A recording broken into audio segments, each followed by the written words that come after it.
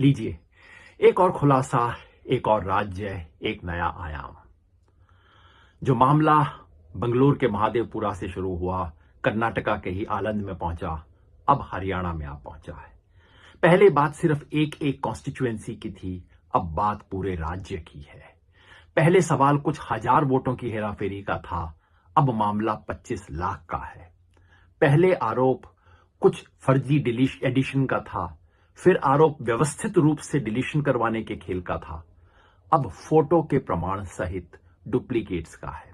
किसी ब्राजील के मॉडल को 22 बार 10 अलग अलग बूथ पे वोट देने को कहा गया है। एक ही महिला के 200 जगह पे फोटो हैं, अलग अलग नाम से है। ये सामान्य गलती नहीं है, ये व्यवस्थित खेल है। लोकसभा चुनाव से पहले और फिर लोकसभा चुनाव के हार के बाद बीजेपी ने पलट के हरियाणा में कुछ बहुत बड़ा खेल किया है।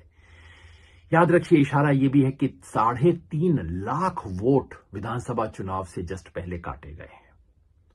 याद यह भी रखिए कि हरियाणा चुनाव के बाद जिसने भी जो डींग हाँकी हो, लेकिन मैं बार बार पूछता हूं, मुझे एक व्यक्ति दिखा दीजिए, एक पत्रकार, एक पोस्टर, जिसने हरियाणा चुनाव के पहले यह कहा हो कि बीजेपी ये चुनाव जीत सकती है। दाल में कुछ काला था, सबको लग रहा था। अब प्रमाण है, देश के सामने है, अब बॉल इलेक्शन कमीशन के पाले में है। जवाब क्या आएगा हम पहले से बता सकते हैं। जवाब यह आएगा कि अरे कांग्रेस क्या कर रही थी, कांग्रेस के कार्यकर्ता क्या कर रहे थे, बूथ पे क्या रोक रहे थे। भाई सच्चाई ये है कि एक कार्यकर्ता बैठे हुए 15 बूथ की चेकिंग नहीं कर सकता है। सच्चाई ये है कि जो लिस्ट 15 दिन पहले वेबसाइट पे डाली जाती है, जो लिस्ट 1 महीना पहले कैंडिडेट्स को दी जाती है और जो लिस्ट पोलिंग बूथ पे आती है, उसमें फर्क होता है।